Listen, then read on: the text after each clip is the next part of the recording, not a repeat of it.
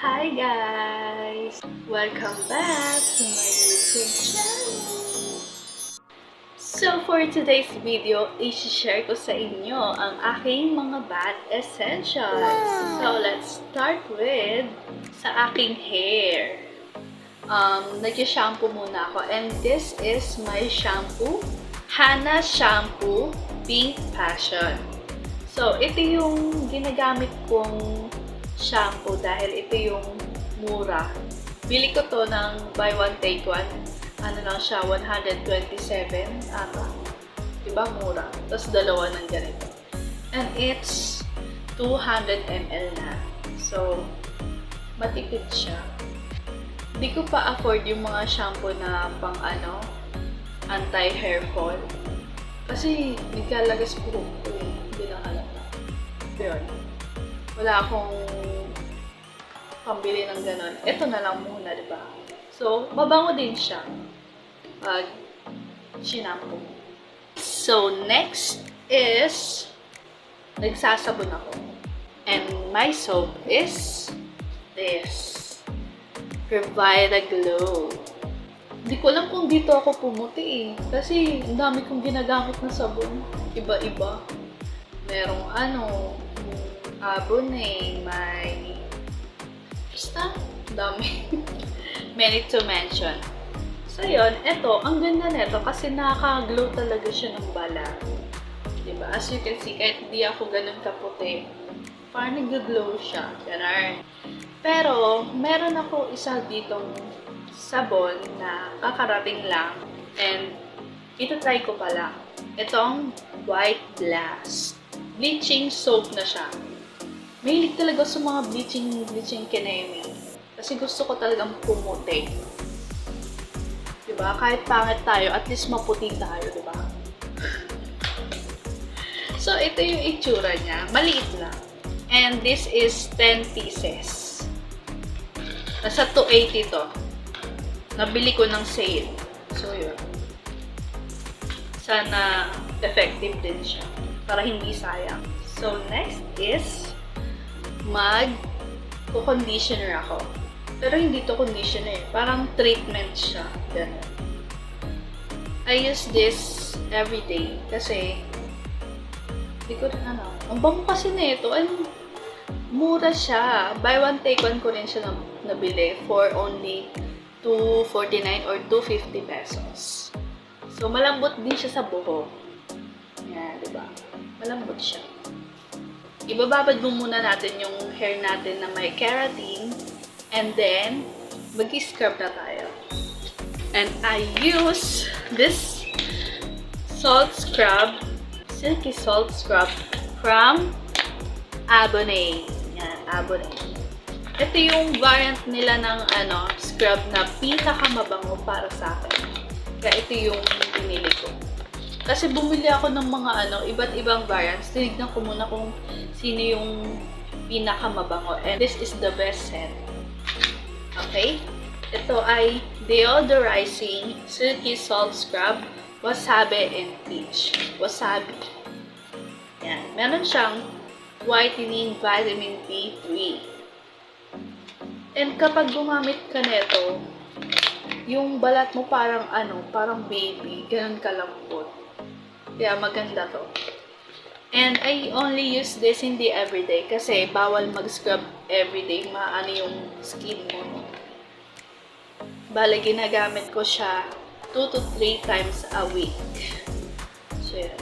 Maganda siya, try. Marami akong ganito eh. Nasa baba yung iba. Nag-hoard na ako. Ibababad ko muna yung scrub sa katawan ko. And then, magtututbrush ako and mouthwash. Ito na lang mouthwash ko. Kaya na lang karami.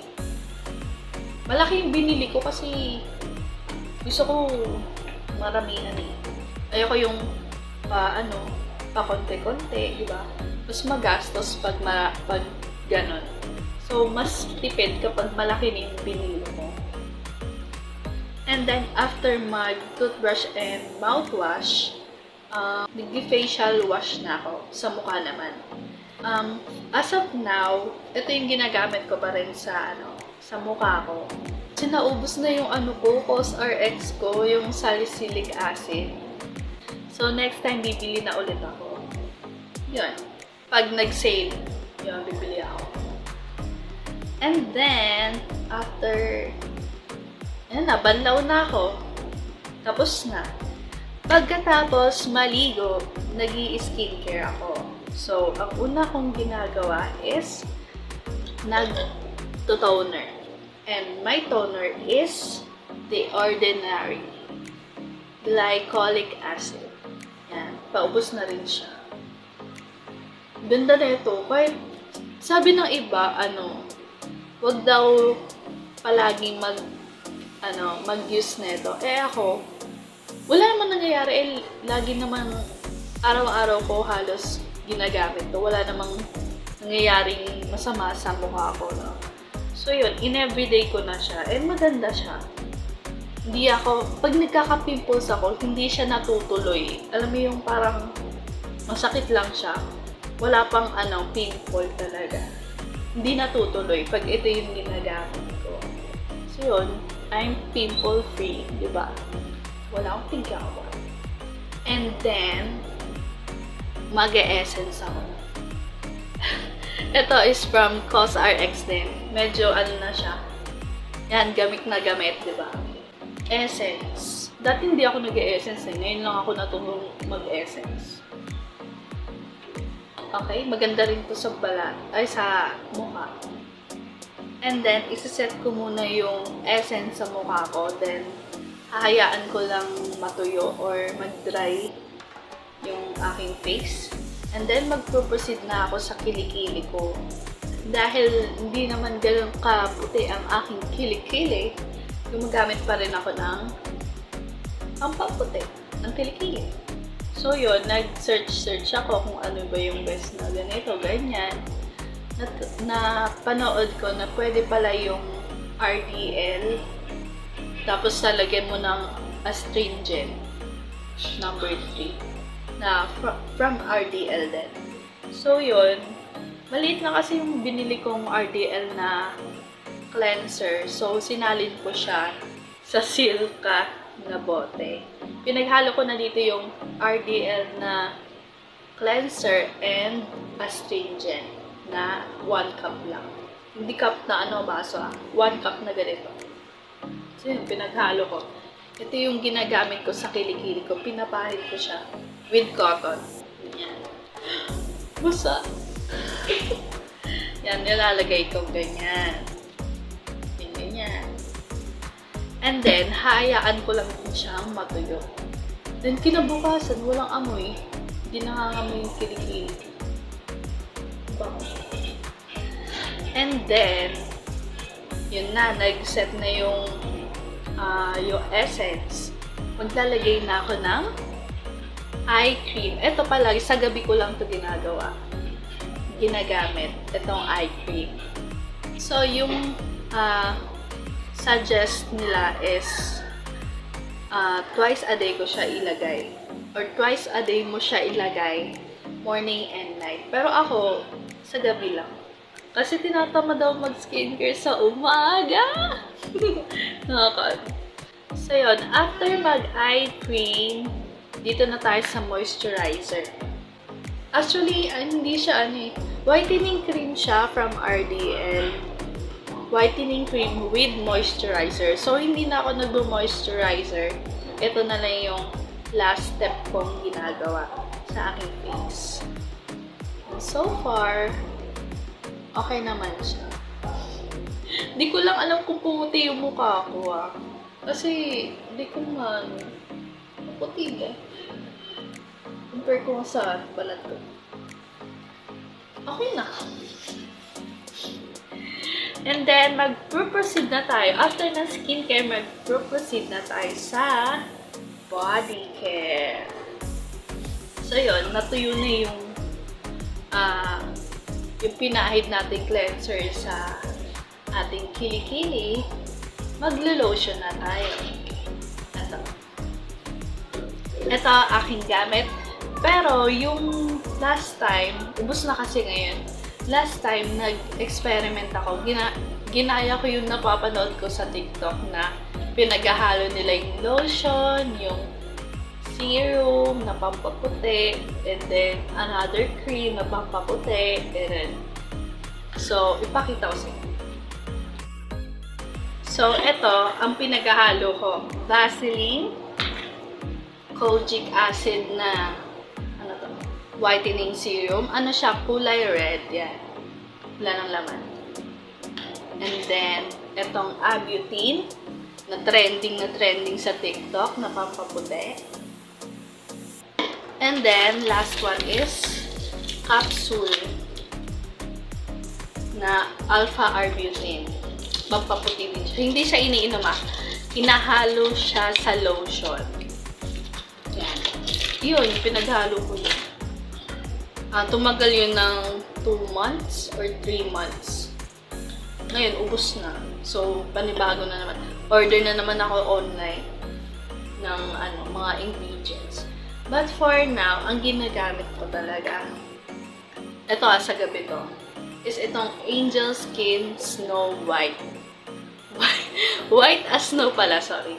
White as snow. Ito ay isang bleaching cream. Pero pwede siyang, no rinse formula. Hindi na siya kailangang balawan. Kasi hindi siya ganun ka-harsh sa skin. Kahit i-leave mo siya overnight, ganyan. So, ito yung ginagamit ko bago matulog. Para kinabukasan, di ba? Parang fresh start tingnan, ganyan. Glowing, ganyan. Ito ay nasa 300 plus pesos. Medyo mahal. Pero maganda siya. Matipid siyang gamitin kasi pag pinahid mo siya, parang isang ganun lang, marami na. Anong tawag doon? Little goes a long way. A little goes a long way. So, yun. Matipid siyang gamitin. So, isang ganyan dito, isang ganyan din dito. Then, sa legs ko rin, ganun. Isang ganun, yan. Kaya hanggang ngayon, hindi pa rin ubos. Matagal na to sa akin. Last year pa to sa akin. Ganyan pa karami. May kalahati pa. And mabango siya, amoy powder, baby powder. Hindi talaga ako sa amoy na baby powder. Pero dati, ito lang yung lotion ko. Wala akong hinahalo. Hindi ko pa natutuklasan yung mga mixture na yan. So, yun. Nakakaputi rin naman to kahit ito lang. After ko mag-body care, nagpapabango na ako. At ito, every night ko lang itong ginagamit. Magic in the Air from Bath and Body Works. Mabango siya. Amoy floral na vanilla. Floral na vanilla. Floral and vanilla scent. Yan. Ganun siya kabango. Ang bango niya. Promise. Sa gabi ko lang ito ginagamit or ini-spray ganyan. Kasi gusto ko bago matulog, mabango ako. Ganon. And ito naman sa panggabi yun. Ito naman yung body care ko sa araw kapag lalabas ako ng bahay.